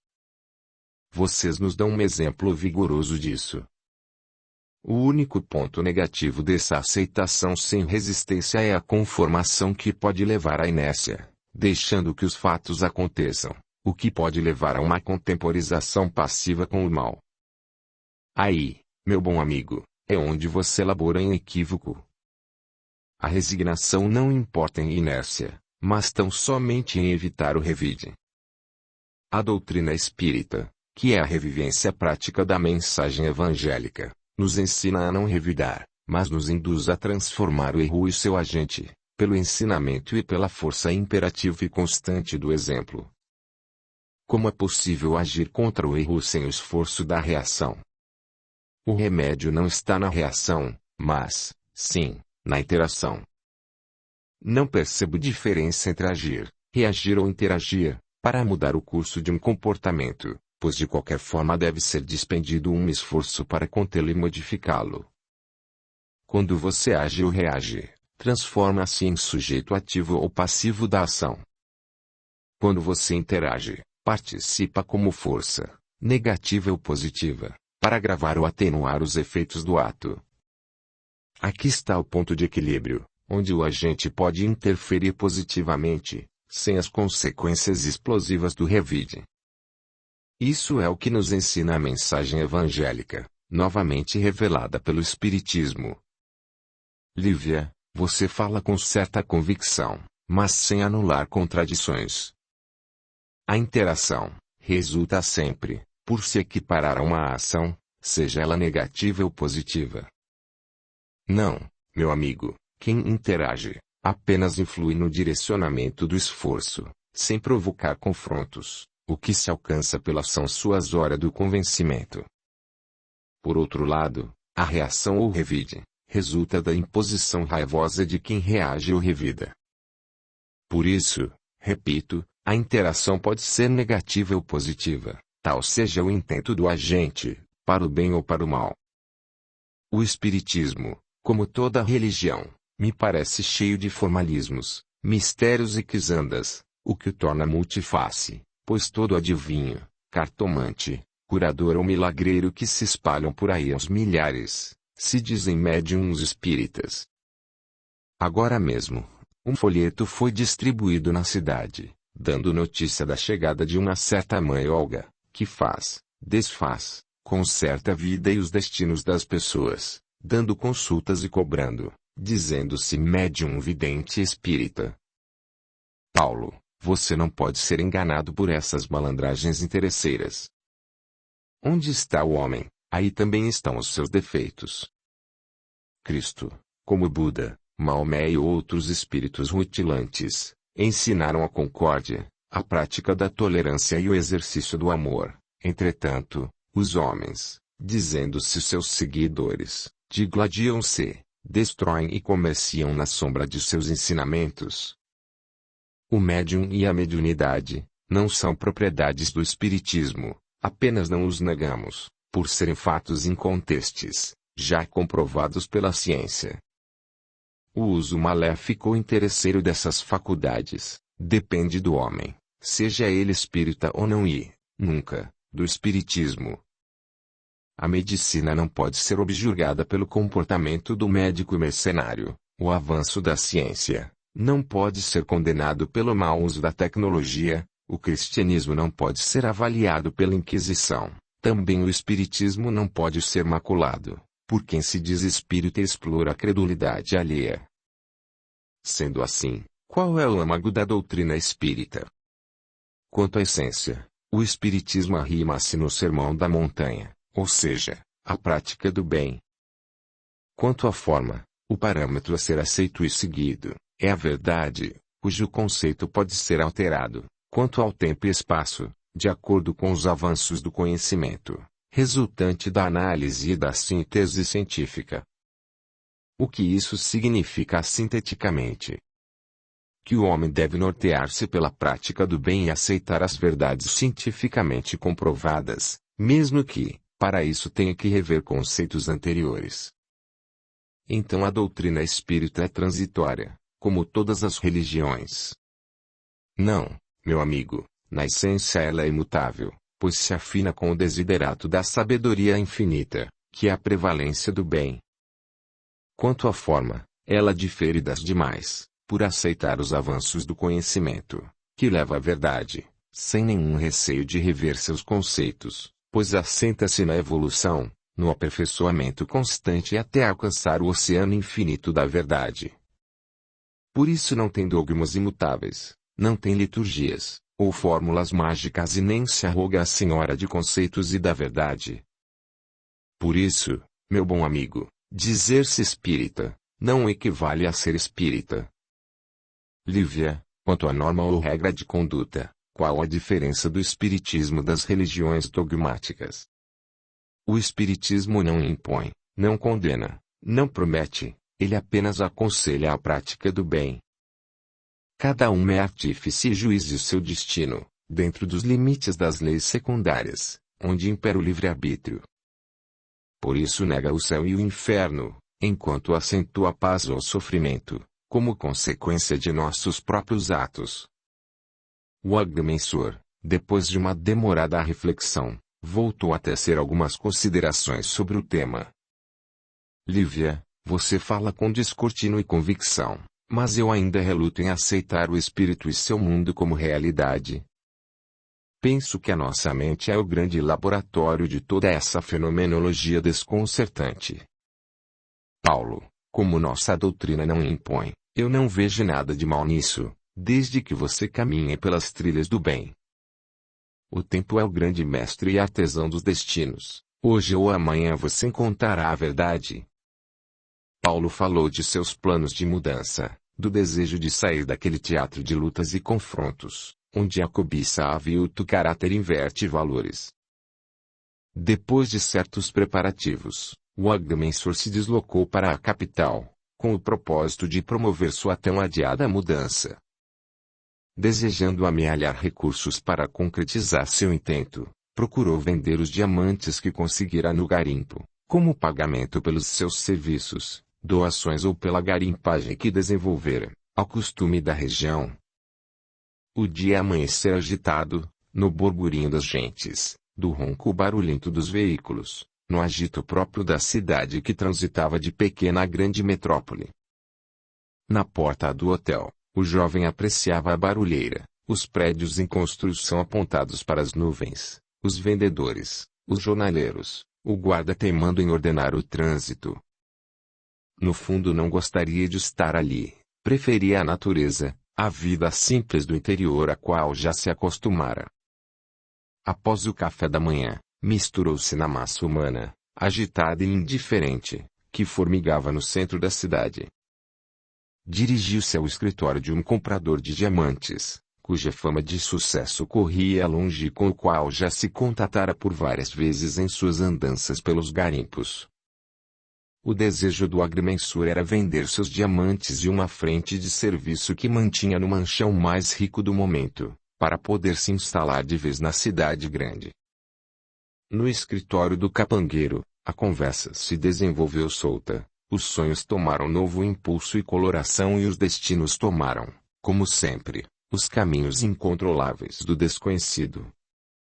Alcir, eu quero vender alguns diamantes aqui, para evitar uma viagem a São Paulo, desde que você pague por eles um preço razoável. Os diamantes foram mostrados, classificados meticulosamente e avaliados. O preço oferecido era bom e mais que suficiente para consolidar os planos do jovem. O negociante de pedras, usando a tática comum dos comerciantes velhacos, mudou o curso da conversa, deixando transparecer um calculado desinteresse pelo negócio. Falava de tudo, da política, dos efeitos da guerra recém-terminada, do alcance dos foguetes, até de religião, mas não fechava o negócio. Nem prometia comprar as pedras. O agrimensor impaciente, mudou o curso da conversa. Já que você demonstra desinteresse pela mercadoria, eu sou obrigado a levá-la para São Paulo. Começou a juntar os diamantes e colocá-los nos picuás, quando o velhaco interferiu. Espere um pouco, rapaz, diamante não é banana que se compra sem uma conversa amiga e esticada, de mais a mais. Existem coisas mais importantes que pedras preciosas. O que pode ser valioso? É mais valioso o que vamos fazer com elas ou com o produto de sua venda. Veja, Paulo, uma joia adornando o colo de uma rainha, vale mais que a pedra em si mesma. Uma viagem de recreio, o tratamento da saúde, a educação que se paga com o produto da venda, tem mais valor que a própria gema. Você não acha? É verdade e é por isso que eu desejo vendê-las, pois o que planejo tem maior valor para mim. A conversa desfiou-se por largo tempo. O agrimensor admirou-se com a substância dos conceitos emitidos pelo capangueiro. Ele era bem informado, conhecia de tudo um pouco, demonstrando ser um leitor contumaz. Convidou o agrimensor para almoçar e foram para um restaurante, onde continuaram a troca de ideias e informações. Paulo, eu tenho notícia de que a tua frente de serviço no garimpo é uma das mais promissoras.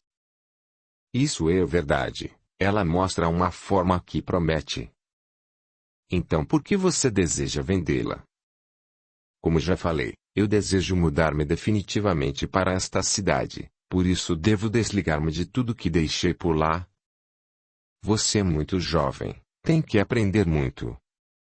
Além da base econômica sólida, nós precisamos da movimentação financeira, para que a economia não seja consumida. Só assim existe segurança. Você pode muito bem mudar-se, mantendo o negócio no garimpo. Se já ganhou tanto até agora, sem nenhuma mudança de rumo, poderá continuar ganhando e construir uma vida mais bem alicerçada aqui. É o que eu faço, aqui deste escritório. Eu manejo os cordéis de meu negócio, fazendo uma ou outra viagem ao interior. Eu não tenho habilidade para isso, sou apenas um profissional liberal. Aí é onde você se engana, só vence quem tem o tino para a vitória, seja no campo das profissões liberais, seja no comércio ou na política. Quem não tem esse tino, fracassa onde quer que esteja aí, pelo visto, você é um vencedor, pois consegue ser profissional de sucesso e, paralelamente, amealhar esse começo de fortuna. É a sorte, Alcir não, a sorte não há coberta aos preguiçosos incompetentes. O capangueiro conseguiu envolver e empolgar o agrimensor. A conversa era agradável e convincente. Voltaram para o escritório. A conversa continuou, agradável, fluente. O negócio, os diamantes, o dinheiro, nada. As pedras continuavam espalhadas sobre a mesa, como se fossem algo sem a menor importância. Quando o jovem tentava trazer atenção para o negócio, o capangueiro trazia à baila, de pronto, um assunto de interesse comum.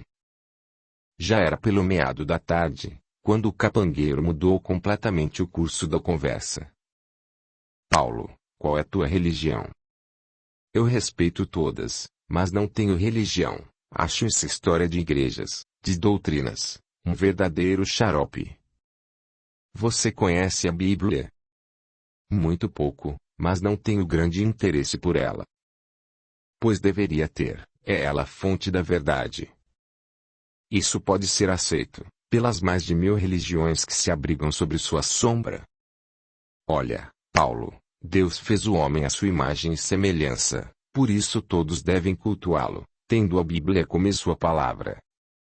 Eu penso que foi o Senhor da doutrina que estereotipou o Deus bíblico, a sua imagem e semelhança, pois de acordo com ela, o seu Deus tem todos os defeitos e fraquezas do homem, por isso arrepende-se, promete exterminá-lo da face da terra, e não cumpre a promessa, pois o homem está aí, manda despojar, e, ao depois, auxilia o saque, matou inocentes, manda apedrejar e flechar, proíbe de adorá-lo no templo. Quem tenha defeito físico, mandou matar um homem pelo simples fato de lenhar. Por fim, dentre milhares de citações bíblicas que falam das falências daquele Deus humano, em 1 Reis, capítulo 22, versículo 19 a 23, está a história escabrosa da exaltação à mentira. Por estas e outras, não creio na origem divina da Bíblia, pois o Deus no qual desejo acreditar, não pode ser limitado e definido, nem, tampouco, ser agente de tantas mazelas e fraquezas. Você é inteligente e parece ser versado sobre o assunto, por certo seria um bom pastor, basta crer para receber a revelação. Alcir, eu estou aqui para vender minhas pedras e você nem olha para elas. Sabe, Paulo, depois de quase um dia de conversas, eu acho que você é o homem que me falta para fazermos o melhor negócio dessa região. Você se libertará da pobreza se me ouvir. Que negócio é esse? Você sabe que sou o maior comprador de pedras da região, só não sabe é que compro a mercadoria para um exportador, que no final das contas fica com a parte do leão, abocanhando a maior parcela dos lucros. Você conhece a região, tem inegável crédito junto aos garimpeiros, é proprietário de uma promissora fatia do manchão, com o garimpo montado, dispõe de uma boa soma de capital. Se juntarmos tudo, incluindo a minha experiência, poderíamos exportar diretamente as pedras e ganharmos o que o judeu exportador ganha. Eu não desejo lucros astronômicos, quero apenas um pouco de capital, para me estabelecer aqui e continuar meus estudos. O que planejo, vem em socorro do que você deseja, no máximo você adiaria por um ano os teus projetos, mas, em compensação, os lucros certos, te proporcionariam mais e melhores condições de realizá-los. Pense nisso, Paulo, pois é uma oportunidade que dificilmente se repete. Já entardecia, quando os dois amigos se despediram, com a promessa do agrimensor de pensar sobre o assunto. As pedras, por garantia, ficaram no cofre do capangueiro. A noite do agrimensor foi insone, perturbada pelo conflito estabelecido entre a ambição do lucro fácil e gordo e o desejo de ilustrar-se pelos estudos. O dia amanheceu, quase como um alívio para a tortura das dúvidas que se tornavam maiores no calado da noite. A ambição vencera. Os lucros certos e avantajados compensariam tudo. Afinal, os futuros sócios conheciam o terreno em que pisavam e o Alcir era competente, bem-sucedido e, por ser evangélico, com segurança seria honesto. Era bem falado, nenhum deslize lhe era atribuído em mais de 30 anos de negócios na região. O contrato foi firmado e o negócio teve início, ao embalo de justificadas esperanças e alicerçado por um bom lastro de capital. O negócio prosperou, os sócios se entendiam bem, a produção de vários garimpos era canalizada para a firma constituída. Certo dia, Paulo resolveu visitar a Maria Fiandeira, a benzedeira que o havia presenteado com preciosas pedras, as quais, por sinal, se transformaram no centro das atenções do capangueiro Alcir e, de certo modo, excitaram o interesse pelo negócio. Ela era espírita, Paulo sabia, por isso levava como presente uma coleção da obra de Kardec, em encadernação especial. Foi um momento de alegria indefinível, o reencontro do agrimensor, agora negociante, com a velha e boa fiandeira. Ali o jovem teve um momento de calmaria, no curso da agitação que escolhera para alcançar a tão insensada riqueza. O agrimensor, agora, morava na capital, estava bem informado, por isso era alvo de curiosos questionamentos. Maria queria saber tudo, as consequências da guerra que terminara, o destino do ditador presidente que caíra, as pessoas que compunham o novo governo do Estado, as novidades da ciência, dentre elas os antibióticos e as impensáveis cirurgias cardíacas. Ela ouvia tudo, como se fora uma estudiosa. Paulo, embora pareça muito, a ciência está apenas engatinhando. Eu tenho por certo que, ainda neste século, você ouvirá e verá um acontecimento que está ocorrendo em outro continente, vencer as distâncias nas asas de modernos bólidos aéreos. Creio, mesmo, que os médicos, em futuro próximo, substituirão órgãos falidos, superando as doenças. Aí, sim, estará o início do verdadeiro avanço da ciência. Maria, de onde você retira essas conclusões? Eu vejo isso e muito mais, nos registros do mundo espiritual. Falando nisso, eu penso que você esqueceu-se do alerta que recebeu, vindo desse plano ao qual me referi. Qual o alerta? Que não deixasse o corcel da ambição tomar as rédeas de teu destino. Pelo que vejo isso já aconteceu, pois você deixou de lado o projeto dos estudos e se entrega de corpo e alma ao sonho do lucro. Não, Maria, eu não esqueci, apenas estou tentando aumentar o meu capital, para, depois, realizar o que desejo com mais facilidade. Olha, meu jovem, não te esqueças que o capital é uma fera autofagista e irrequieta, que somente sobrevive em perene movimento, suprindo-se no lucro. Na inércia ou na ausência do lucro que é o seu alimento, essa fera indomável devora-se a si mesma e aos que a aprisionam. Por isso o capital se vai com o capitalista, do cofre inerte, para outro onde age o seu alimento, o lucro. Cuida para que esse capital que possui, não se vá e não te leve. Eu não tenho jeito para lidar com dinheiro, por isso, minha permanência como negociante vai ser breve. É só aumentar um pouco o capital e eu caio fora deles. Espero que sim, mas a notícia de que a tua frente de serviço está produzindo muitos diamantes e lucro é como conversa, uma puxa a outra, até acabar. Tome cuidado. O agrimensor, embora metido até o pescoço nos negócios do garimpo e na compra de diamantes, não se desligou da velha comarca, a cidadezinha onde deixara Lívia e seus companheiros, enviando-lhes, quando haviam portadores, os recursos necessários à sobrevivência.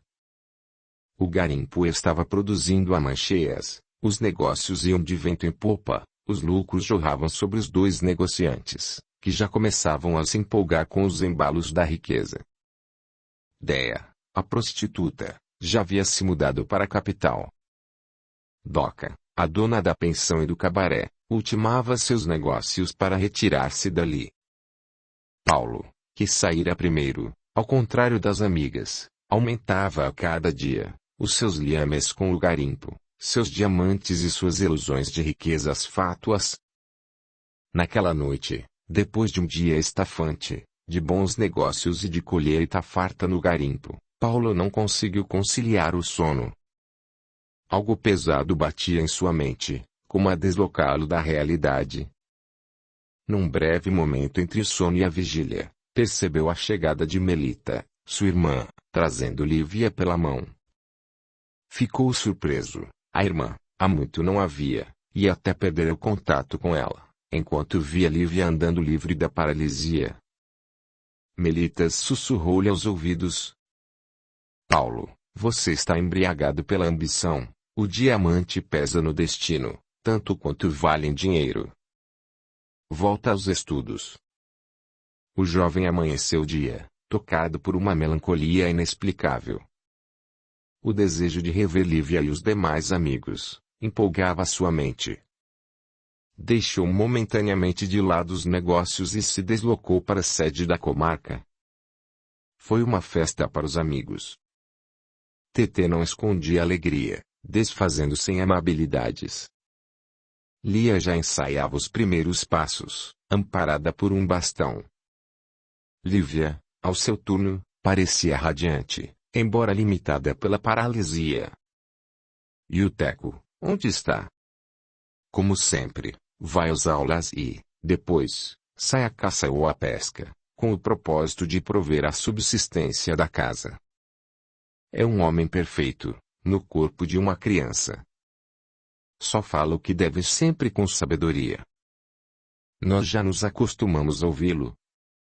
É interessante, como pode haver uma criança tão sábia e madura, enquanto a maioria dos homens se mostram vazios e imaturos.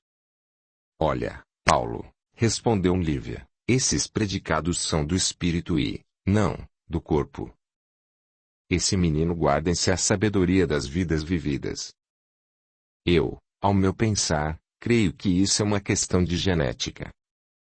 Paulo, hoje ou amanhã, você vai se dar conta que a genética diz respeito à forma física, enquanto a sabedoria, o conhecimento e a moral, se prendem à essência ou espírito.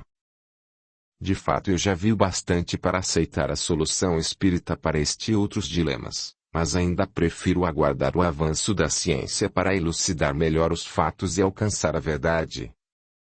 Foi um dia cheio de alegrias. A palavra é franca e amiga, desvestida de interesses paralelos, a vida natural e solta, a comida caseira, descomplicada, o sorriso limpo, alegria sincera e verdadeira. Era bom viver ali, talvez aquele lugar fosse o paraíso e aquelas pessoas seus habitantes. O agrimensor pensava, ruminando as conclusões. Por que os espíritas são tão simples, tão singelos e irradiam tanta empatia? Talvez seja porque não exigem, não impõem, não julgam, Apenas saibam tolerar, tocados pela certeza da futura renovação de cada homem. De qualquer forma, pensava o jovem, é maravilhoso ter fé. Como gostaria de alcançá-la e ter a paciência e sabedoria de entregar ao tempo a elucidação dos enigmas da vida. Já ao entardecer, a cidade foi agitada por uma notícia que a deixou convulsionada. O Chico Berro, como sempre o fazia, vinha de seu rico garimpo, para a sede da comarca, passando, antes por sua fazenda. Cavalgava uma mula escolhida, trazida de longe a preço de ouro, sempre acompanhado por seus capangas. Em dado momento, o animal espantou-se. Chico desequilibrou-se, sendo arrastado pelo animal, com um dos pés preso ao estribo. Acudido de pronto pelos companheiros, escapou da morte certa, mas com vários ferimentos pelo corpo e fratura no pé. Levado para a cidade, foi entregue aos cuidados do único médico existente, num de seus raros momentos de sobriedade. O homem era rico, político poderoso na região, obedecido por todos e odiado por muitos. Após os curativos, os analgésicos, o retorno à consciência plena, o acidentado se deu conta de que havia desaparecido a guaiaca que trazia a cinta, onde guardava avaramente muito dinheiro e as maiores pedras colhidas no garimpo, até escondê-las no cofre. Foi um Deus nos acuda. Quem furtou-lhe a fortuna? A resposta era óbvia, só poderiam ser os capangas que o socorreram na hora do acidente. A imaginação multiplicava as hipóteses. O acidente teria sido provocado para a consumação do furto, afinal, os jagunços eram homens dados ao crime por dinheiro. Após o conciliábulo familiar, Chico Berro mandou chamar o delegado, um sargentão por ele escolhido, tão feroz quanto obediente, dando ordens para a prisão dos cabras e a descoberta do paradeiro da fortuna. Os jagunços, inopinadamente de salvadores, foram transformados em ladrões. Um deles, o Belo, famoso pela valentia e crueldade, foi preso e amarrado, depois de uma luta de leões, por meia dúzia de soldados, dos quais um quase perdeu a vida. Encarcerado, amarrado como uma fera danada, o jagunço vociferava: "Sargento filho da puta, é melhor você me matar logo, pois se eu sair daqui, o Chico só vai berrar na faca, eu vou cortar o pescoço dele. Cala a boca, desgraçado, senão vou te cortar vivo aos pedaços. Conta logo onde escondeu os diamantes. Quem roubou foi tua mãe, sargento do Nafiga." E a troca de insultos entre o preso e seus captores era marcada por palavrões descomunais. O Belo chamava o sargento de sarnento e este revidava chamando o jagunço, sabidamente valente e machão, de veado ladrão. A pancadaria sucedia uma pausa para o interrogatório. "Onde está a guaiaca, os diamantes, o dinheiro, veado ladrão?" "Na bunda de tua mãe, sarnento filho da puta."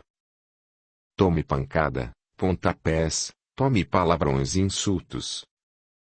Foi quando alguém entrou na delegacia, chamando a atenção de todos pelo espalhafate que fazia. Era o Belchior, o louco, interpelando o delegado. "Sargento, desse jeito você vai matar os presos. Vá pro inferno, seu maluco." "Já estou nele, sargento. Se você não parar, eu vou chamar o juiz." "Dane-se, você e esse tal de juiz." A intervenção do Belchior fez arrefecer a ira crescente do sargento, deixando os presos empastados em sangue, quase desfalecidos. No outro lado da cidade, a calmaria reinava na casa de Lívia. Teco chegara trazendo frutas silvestres e um jacu apanhado em Arapuca.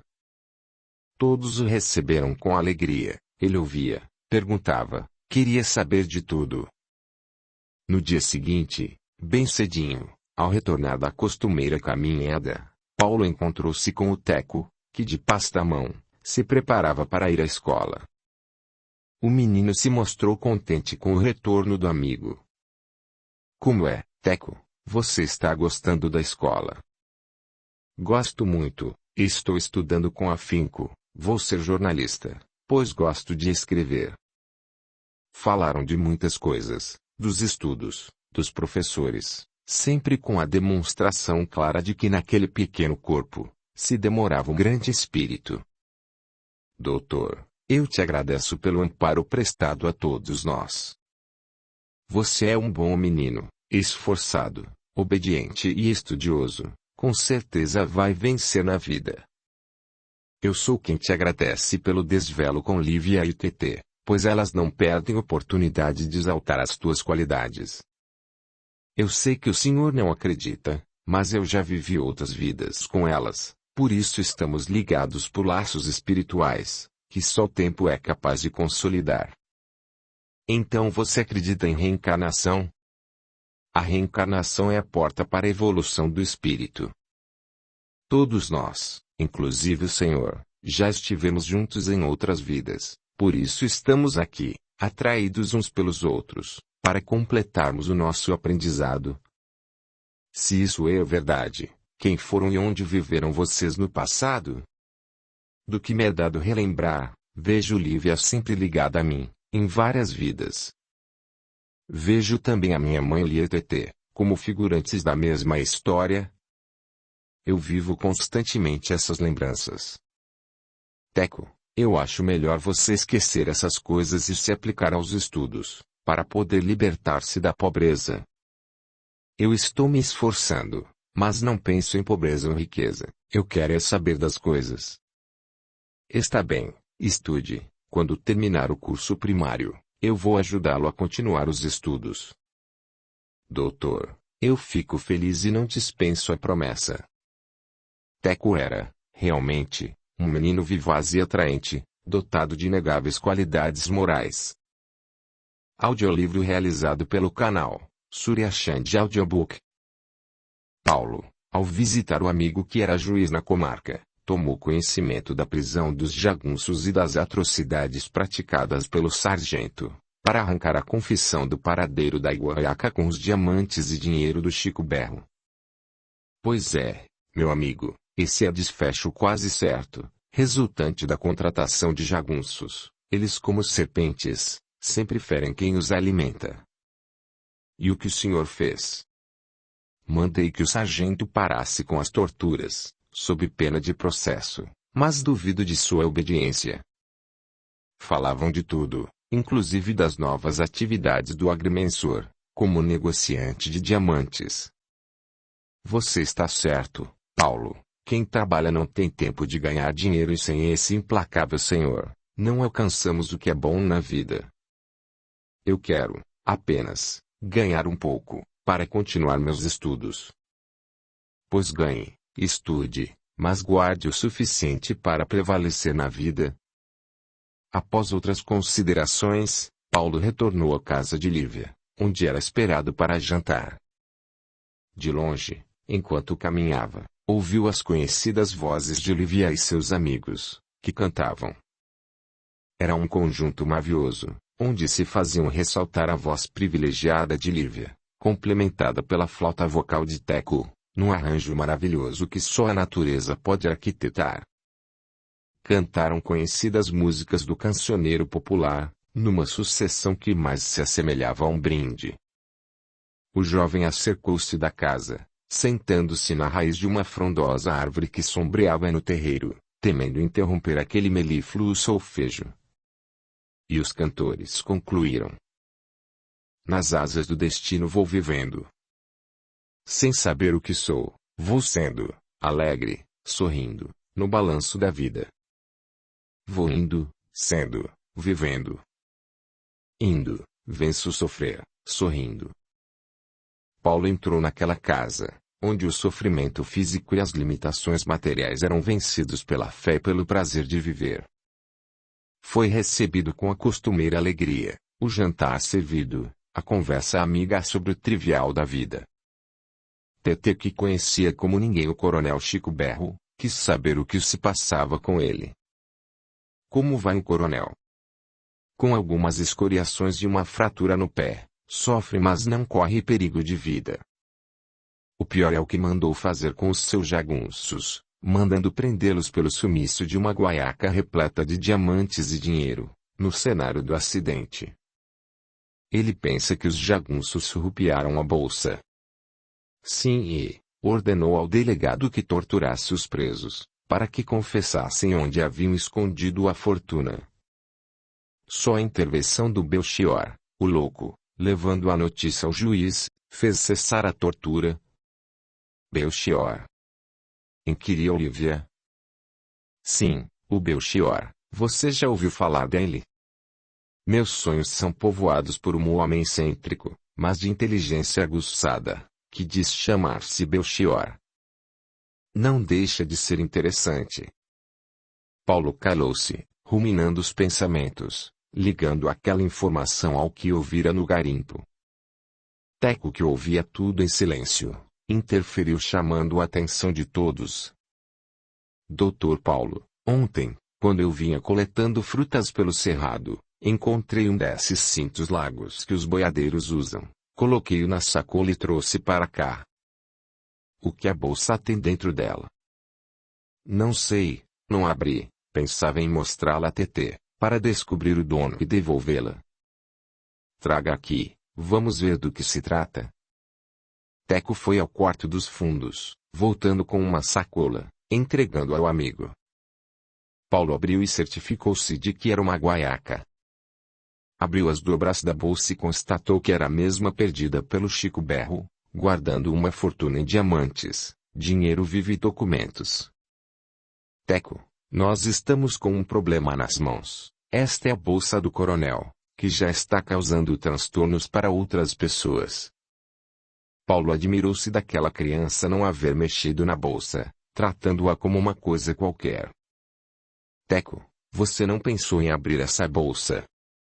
Não, doutor, ela não é minha. Não me interessa o que guarda, só pensei em devolvê-la ao dono, pois estava pesada e deveria haver nela alguma coisa valiosa para o dono.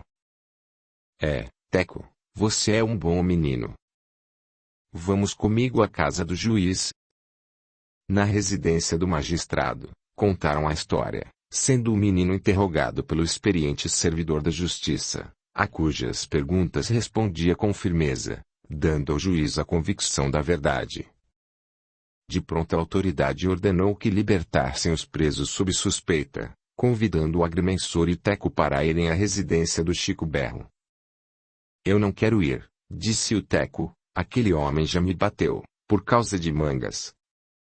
Paulo contou ao juiz o episódio das mangas e da agressão do coronel. Contou, também de seus entreveres com o Chico Berro, justificando a recusa em visitá-lo. É curioso, ninguém nessa terra gosta daquele homem, até os seus jagunços quase foram mortos por sua ordem. Entretanto vocês terão de ir comigo. Conhecendo, como conhecia o fazendeiro, o juiz mandou chamar o escrivão, lavrou um termo circunstanciado do achado, com assinatura de testemunhas e, um outro, dando conta da entrega da bolsa ao seu dono. Foram para a residência do coronel, que recebeu o magistrado no leito, demonstrando alegria e desconfiança. Cientificado dos fatos, recebeu a bolsa, examinou-a detidamente, certificando-se de que nada faltava. Olhou para o Teco e, pela primeira vez na vida, desceu de seu orgulho. Olha, Teco, eu pensava que não existia ninguém honesto no mundo, mas você me provou o contrário. É pobre e não tocou a mão na bolsa. Eu vou dar a você 20 contos de réis, para continuar teus estudos. Teco olhou para o juiz e para o Paulo, como se os interrogasse sobre o que fazer. O juiz tomou a palavra. Aceite, meu filho, mesmo porque a lei atribui esse direito pelo achado. Teco, com voz firme e clara, respondeu: Seu Chico, eu não quero esse dinheiro. Tia Marta me ensinou que é nossa obrigação sermos honestos. Se é minha obrigação ser honesto, nenhuma paga devo receber por isso. Todos se olham, atônitos, admirados pela lição recebida. Despediram-se e se foram. O juiz tomou a mão do Teco, como se fora de um filho, conversando sobre a família dele, os estudos, mostrando vivo interesse pela criança. Doutor, esse menino é peça rara, por isso deve ser aproveitado. Vou fazer uma visita à mãe dele e, se possível, colocá-lo para pequenos mandados comigo, em meu gabinete, encarregando-me de sua educação. Naquele momento, o destino de Teco tomava consistência e rumo. O futuro o comprovaria. Paulo noticiou às amigas e a Lia, mãe de Teco, todo o ocorrido, deixando-as alegres e agradecidas. No dia seguinte, após ultimar todos seus negócios na comarca, o agrimensor retornou à casa de Lívia, pretendendo deixar com elas os recursos necessários, para retornar no dia imediato ao curso de suas atividades. Era tarde, a conversa desfiou solta, centrada no gesto maduro do Teco, a oferta do fazendeiro, a recusa e o ânimo do Dr. Teófilo, o juiz, de apadrinhar o menino. Lívia, aparentemente pensativa, convidou o amigo para a reunião espírita da noite. Paulo aceitou, mais pelo prazer de permanecer ali por mais tempo, que pela prática do espiritismo, que teimava em descrer. O agrimensor, enquanto aguardava os acontecimentos, perdia-se em considerações. Como é possível aparentar tanta resignação e paz, no meio de tantas e tão grandes limitações? Como pode o acaso juntar tantas pessoas parecidas, alimentadas pela mesma fé? Como é possível existir uma criança aparentando tanto amadurecimento em tão tenra idade? Seria o acaso, algumas coincidências ou, de fato, os espíritas têm razão? Voltando à realidade, esforçou-se para ser coerente. É mera coincidência e o fruto de uma combinação genética, tentou convencer-se a si mesmo, numa tentativa desesperada de sufocar a fé nascente.